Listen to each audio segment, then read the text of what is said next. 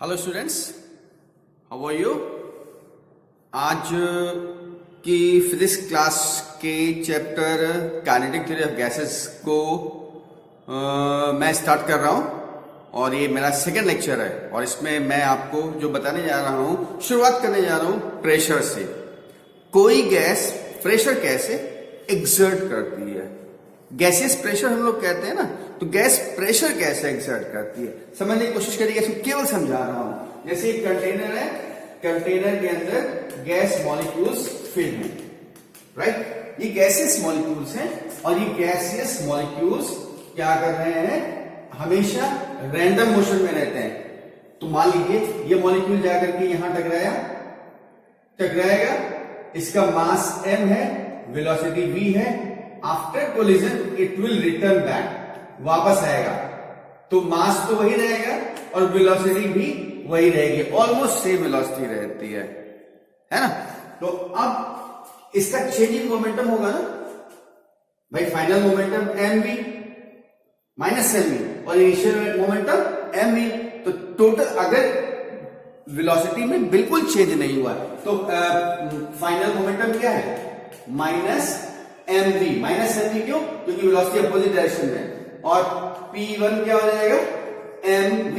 इसको आप same parallel समझिएगा, परपेंडिकुलर फॉलो कर रहा है, तो डेल्टा p क्या हो जाएगा, is equal to p2 minus p1 and that is minus 2mv। ये चेंजिंग मोमेंटम है, यानी गैसियस मॉलिक्यूल्स जब वॉल पे स्ट्राइक करके लौट रहे हैं तो मोमेंटम चेंज हो रहा है, यस। और rate of change of momentum क्या है, rate of change of momentum यानी delta p by delta t is equal to what, force. आपको मालूम है rate of change of momentum is equal to the force, second law, Newton second law, right, is equal to force. और force per unit area is equal to pressure. ठीक है, बात समझ में आएगा प्रेशर कैसे लग रहा है। मॉलिक्यूल्स जब वॉल पे स्ट्राइक करते हैं, लौटते हैं टकरा करके, तो उनका मोमेंटम चेंज होता है। Rate of change of momentum is equal to force and force per unit area is the pressure. और क्योंकि अकेला मॉलिक्यूल नहीं है, number of molecules are there and they are striking the wall and that's why this is explanation for the pressure exerted by the gas. समझ में आ गया, concept समझ में आ गया।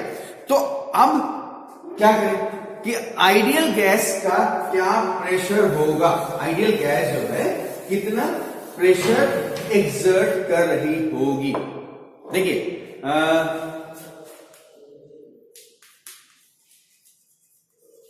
फॉर्मूला फॉर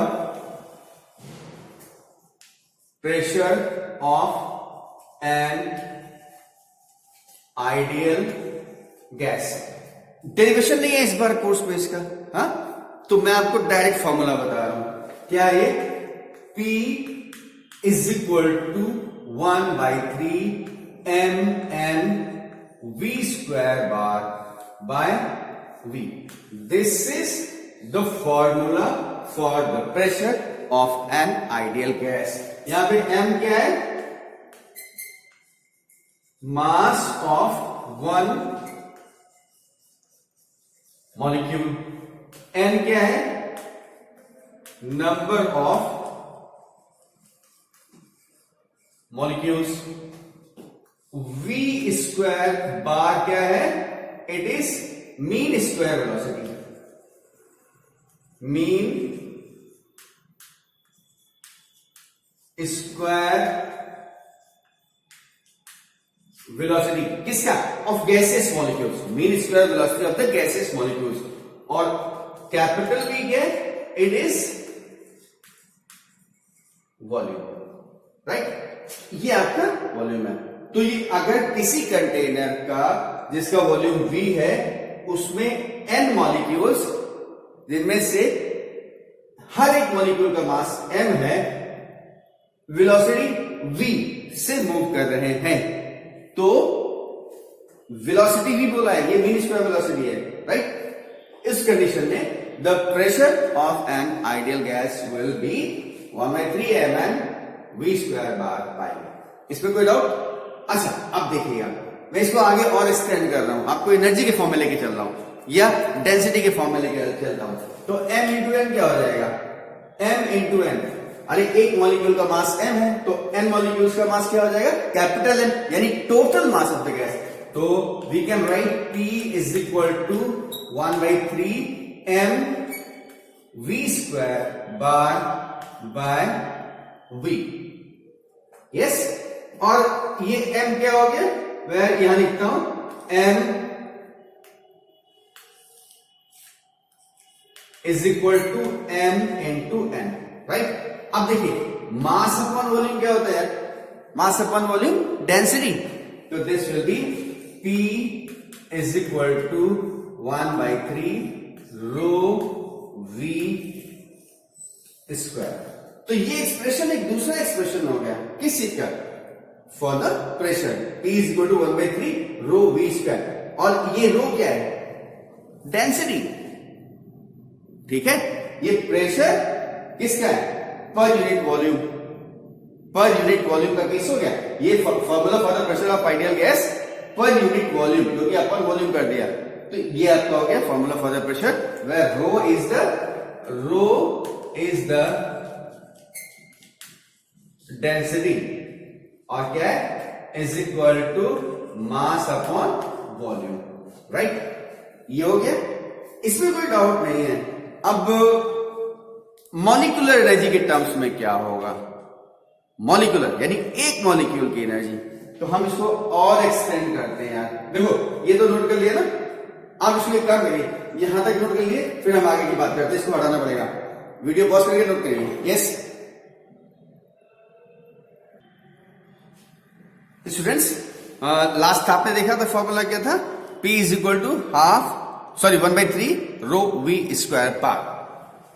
नेक्स्ट टॉपिक हमारा है relation between pressure and kinetic energy per unit volume. देखिए we know that P is equal to 1/3 rho v square bar. Yes, rho v square bar. क्या कर रहा हूं, इसको हम लिख सकते हैं 2/3 इंटू 1/2। तो 1/3 पे कोई फर्क पड़ा, हमने 1/3 को 2 से मल्टीप्लाई और 2 से डिवाइड कर दिया, तो कोई चेंज आएगा नहीं, 2 कैसे होगा, 1/3 आएगा ना, into rho v square bar. यहां तक हुआ, बट ये क्या है P, but 1/2 rho v square bar. आपको मालूम है हाफ m v स्क्वायर क्या है, काइनेटिक एनर्जी। अगर हम इसी को 1/2 m v स्क्वायर को वॉल्यूम से डिवाइड कर दें, तो मास अपॉन वॉल्यूम क्या हो जाएगा, 1/2 रो v स्क्वायर, और ये क्या हो जाएगा, kinetic energy per unit volume, volume से डिवाइड किया ना, तो this will be your kinetic energy per unit volume. तो अब हाफ रो v स्क्वायर क्या होगा, kinetic energy per unit volume, तो इसका मतलब therefore P is equal to, ये पोर्शन एक साथ कर दे रहे हैं, is equal to E per unit kinetic energy per unit volume. Therefore P is equal to 2/3 into kinetic energy per unit volume. ये इसको आप क्या करो, इसको सीधे सीधे E कर दो, यानी P is equal to 2/3 into E, where E is kinetic energy per unit volume, right. मैंने इसको आपको समझाने के लिए कहा था, इसको यहां से हटा दे रहा हूं, आपको ये बात समझ में आ गई कि दिस इज, चाहे आप kinetic energy per unit volume लिखिए या इसकी जगह E लिखिए और लिख दीजिए E is kinetic energy per unit volume. तो this is the relation between pressure and kinetic energy per unit volume. Clear, कोई डाउट नहीं, ठीक है, राइट। तो इसको भी नोट कर लिए, हम आगे की बात करते हैं इसके बाद। ओके स्टूडेंट्स, अब क्या कर रहा हूं, जो मेरा नेक्स्ट टॉपिक है, kinetic interpretation of the temperature. Temperature तो आपको मालूम है, फीलिंग ऑफ द हॉट और cold, feeling of the hotness और कोल्डनेस, और कैसे मेजर करते हैं ये बता दिया हम लोगों ने पहले ही, थर्मोमीटर से मैंने बताया है, थर्मोमीटर से मेजर करते हैं इसको, और थर्मामीटर से कैसे मेजर करते हैं, कितने स्केल होते हैं, वो दैट यू ऑल नो। लेकिन काइनेटिक इंटरप्रिटेशन क्या होगा? काइनेटिक मतलब आपको मालूम है सारे मॉलिक्यूल्स, हम लोग क्योंकि गैस की बात कर रहे हैं तो मोशन में रहते हैं, मोशन का मतलब वेलोसिटी, तो वेलोसिटी का टेम्परेचर से क्या रिलेशन है, that is the kinetic interpretation. और वो रिलेशन अगर बता देते तो इसका मतलब हुआ kinetic interpretation of the temperature. मतलब टेम्परेचर का वेलोसिटी से कैसा रिलेशन है, सीधा रिलेशन है, वेलोसिटी बढ़ेगी तो टेम्परेचर बढ़ेगा या घटेगा, क्या होगा, that we will see in this topic, right. तो आप देखिए सीधे सीधे कहते हैं, we know that formula for pressure of an ideal gas is, क्या है देखिए, P is equal to 1/3 mv square bar by V। Yes, कोई डाउट नहीं, ठीक है। अब देखते हैं, इसको हम लिख सकते हैं P is equal to 1/3 m v square bar by V for 1 mole गैस। अगर हमारी गैस 1 मोल है तो m into n equal to m, और m क्या है, m इज मॉलिक्यूलर वेट, ठीक है। कैपिटल M क्या हो गया, capital M is molecular weight of the gas, right. तो अब इसको हम फिर शिफ्ट कर रहे हैं, देखिए P इधर ले आ रहे हैं तो ये क्या आ जाएगा, PV is equal to 1/3 mv square bar। Yes, ठीक है, P खाली भी शिफ्ट किया, 1/3 mv square bar। आगे देखिए, but PV is equal to RT। 1 मोल हम पहले बता चुके हैं, मोल कितना है 1, तो म्यू या n की जगह 1 होगा, तो PV is equal to RT, तो इस PV की जगह RT रख दें। Therefore, यहां आ रहा हूं, PV की जगह ये RT, RT is equal to 1/3 mv square bar. इसका मतलब v square bar is equal to 3RT by m। Yes, v square bar is equal to 3RT by m। और अगर दोनों तरफ स्क्वायर रूट कर देंगे, मैं करके दिखा रहा हूं आपको, v square bar square root कर दिया is equal to 3RT by m। अब v स्क्वायर बार क्या था, मीन स्क्वायर वेलोसिटी, और अब तो स्क्वायर रूट कर दिया तो ये क्या होगा, रूट मीन स्क्वायर वेलोसिटी, जिसको हम लिख सकते हैं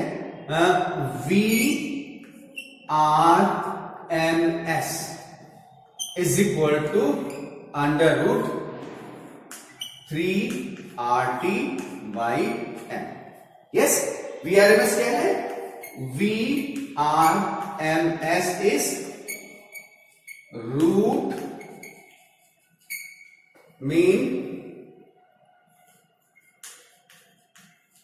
square velocity। VRMS means root mean square velocity, ठीक है। तो VRMS का फॉर्मूला है, और काइनेटिक इंटरप्रिटेशन यानी वेलोसिटी, टेम्परेचर T। अब इस एक्सप्रेशन से देखिए कि R गैस कांस्टेंट है, M मॉलिक्यूलर वेट कांस्टेंट, तो यानी VRMS किसके प्रोपोर्शनल होगा। फिर मैं यहां पे लिख रहा हूं, देखिए ध्यान से देखिएगा,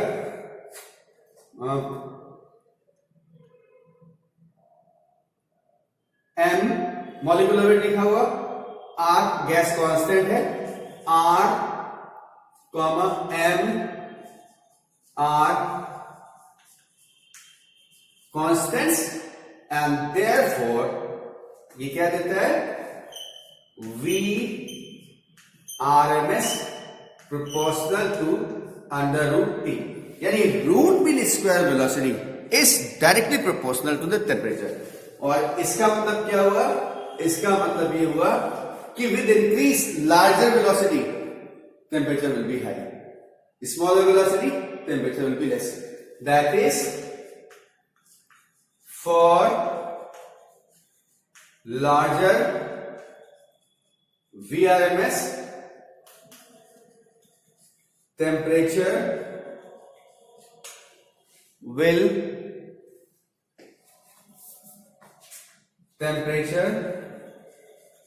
will be high, and for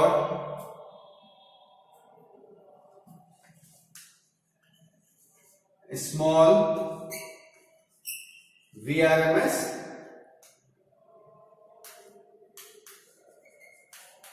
temperature will be low, and this is kinetic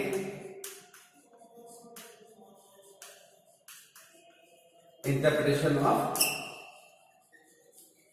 temperature, right?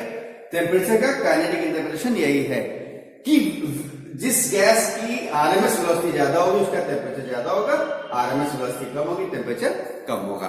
तो अब इससे एक चीज और देखो यार, क्या देखोगे कि अगर टेम्परेचर एब्सोल्यूट जीरो है, गैस का टेम्परेचर एब्सोल्यूट जीरो है, तो ये क्या हो जाएगा?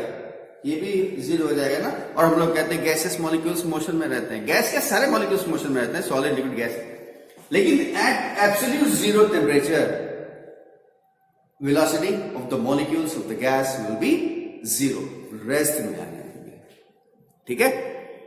एब्सोल्यूट जीरो टेम्परेचर पर रूट मीन स्क्वायर वेलोसिटी, ये velocity of the molecules of the gas will be zero. Yes, okay. एक चीज ये हो गई, इंटरप्रिटेशन हो गया। दूसरी चीज देखिए कि जैसे मैंने कहा वेलोसिटी बढ़ने से टेम्परेचर बढ़ेगा, ठीक है? तो एक कंटेनर में मॉलिक्यूल्स हैं, गैसेस मॉलिक्यूल्स, और उनकी वेलोसिटी अगर बढ़ जा रही है, उनकी वेलोसिटी बढ़ रही है एनी हाउ, तो गैस का टेम्परेचर क्या होगा? बढ़ जाएगा, राइट? अब दूसरी चीज वही देखिए कि किसी भी कैरियर पे हम क्या कहते हैं, जैसे ट्रेन ले लीजिए, या कैरियर का मतलब बस ले लीजिए, कार ले लीजिए, वही कंटेनर रख दीजिए और बस को भगाइए काफी तेजी से, या ट्रेन भगाइए काफी तेजी से, तो अब तो मॉलिक्यूल्स की वेलोसिटी बढ़ गई ना, है ना? नहीं बढ़ेगी भाई, मॉलिक्यूल्स अपनी मोशन कर रहे थे रैंडम वे में, लेकिन अब अगर ट्रेन से जा रहे हैं, वो बस से जा रहे हैं काफी स्पीड से, तो गैस का टेम्परेचर क्या होगा? भाई वेलोसिटी बढ़ गई, टेम्परेचर क्या हुआ? ज्यादा हो गया ना? नहीं, गलत है। जो हम मोशन की बात कर रहे हैं, गैस के मॉलिक्यूल्स के मोशन की बात कर रहे हैं, वो with respect to the centre of mass of the gas. मतलब अगर जैसे ये कंटेनर है तो इसका सेंटर ऑफ मास यहां है, तो इसके रेस्पेक्ट में मोशन देखिए मॉलिक्यूल्स की, इस सेंटर ऑफ मास के मोशन के रेस्पेक्ट में, ना कि motion of the centre of मास। क्योंकि जब ये कंटेनर मूव करेगा ट्रेन के साथ, बस के साथ, तो सेंटर ऑफ मास भी तो मूव करेगा, तो we are not going to सी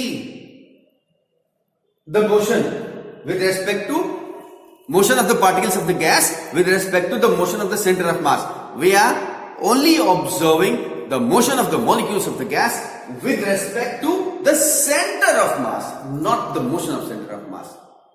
तो बहुत तेज एरोप्लेन में लेके चले जाइए, जेट में लेके चले जाइए, गैस की वेलोसिटी नहीं बढ़ेगी, गैस के मॉलिक्यूल्स की वेलोसिटी सेंटर ऑफ मास के रिस्पेक्ट में नहीं बढ़ेगी, और टेम्परेचर नहीं बढ़ेगा। इसका मतलब चाहे जितनी तेजी से गैस को कंटेनर में लेके जाइए, उसका टेम्परेचर नहीं बढ़ने वाला। वो अपने मॉलिक्यूल्स की velocity with respect to centre of mass अगर बढ़ रही है तब तो टेम्परेचर बढ़ेगा, अदरवाइज नहीं।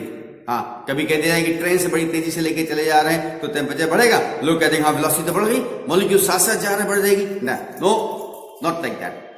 ठीक है, तो आपको हमने ये बता दिया, मैंने ये बता दिया एब्सोल्यूट जीरो टेम्परेचर पे क्या होगा, और interpretation of temperature kinetic interpretation of the temperature, ये बता दिया। तो अभी वीडियो पॉज करके इसको नोट करिए, फिर हम आगे की बात करते हैं। Yes students, pause your video and note it.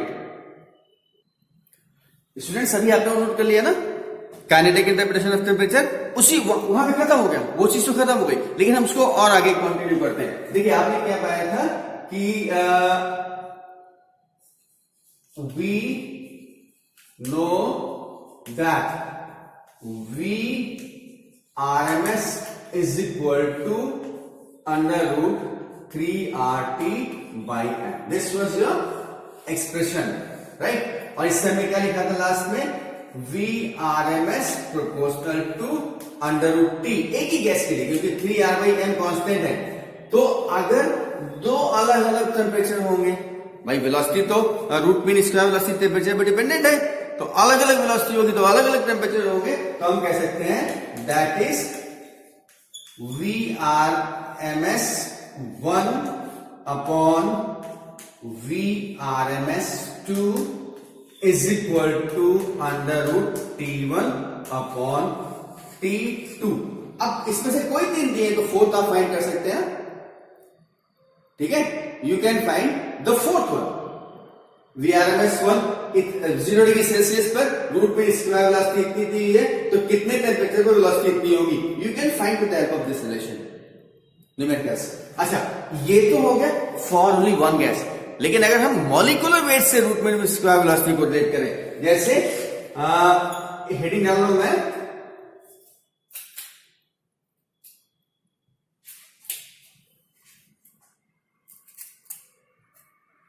देखिए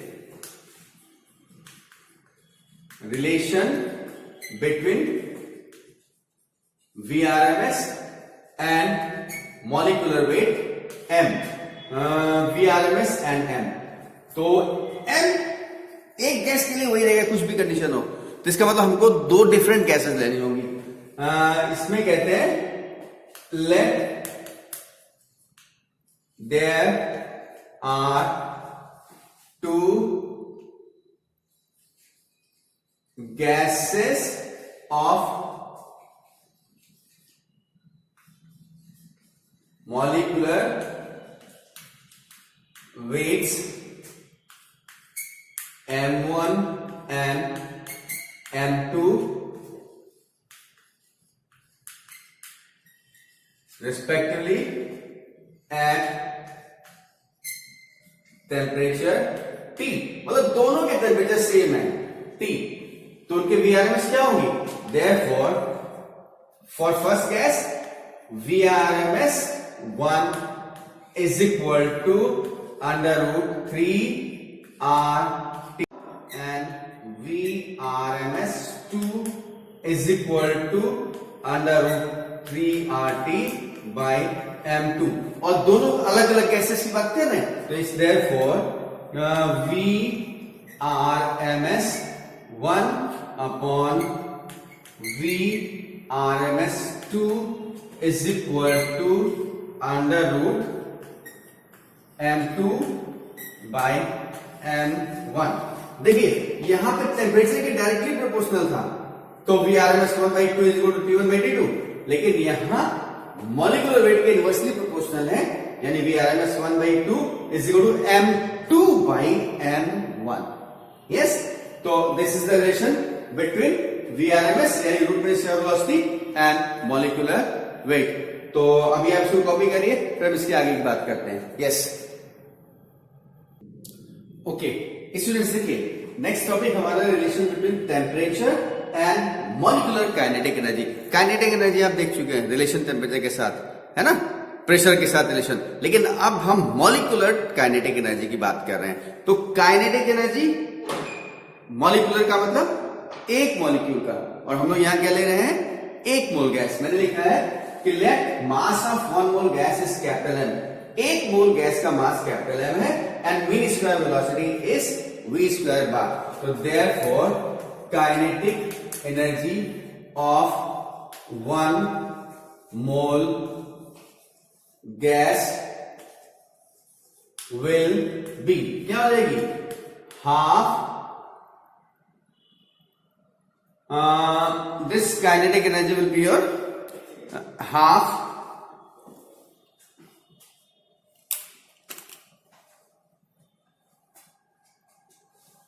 m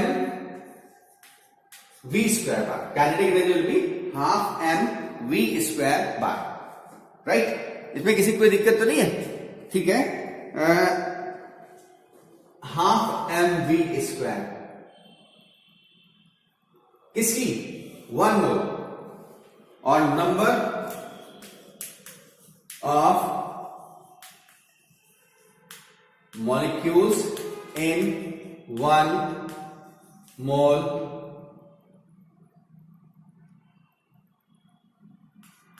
इज n, और n क्या है?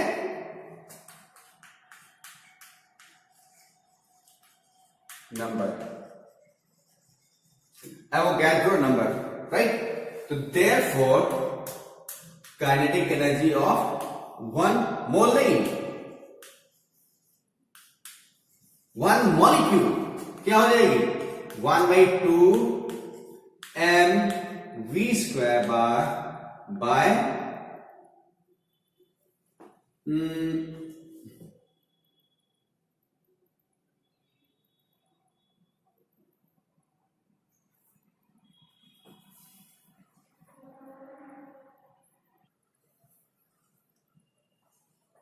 1/2 m v square bar by n, right?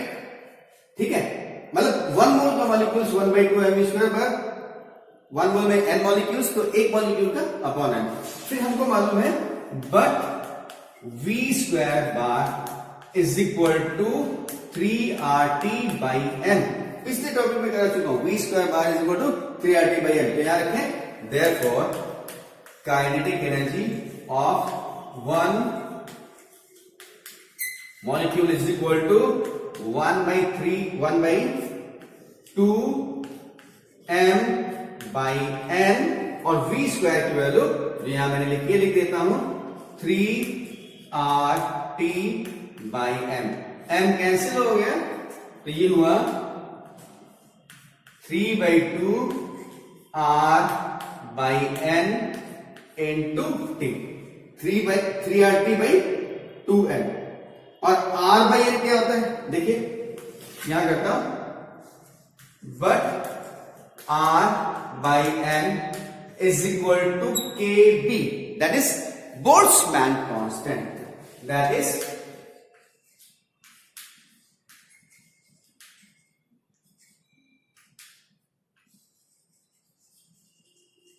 Boltzmann constant. तो इसका मतलब therefore kinetic energy of 1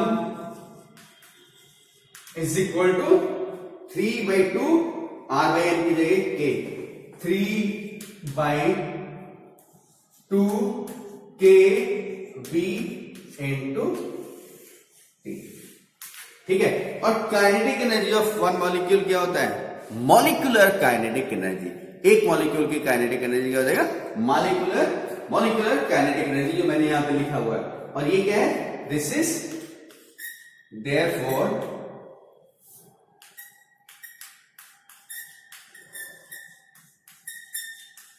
molecular kinetic energy is equal to 3/2 kb into t।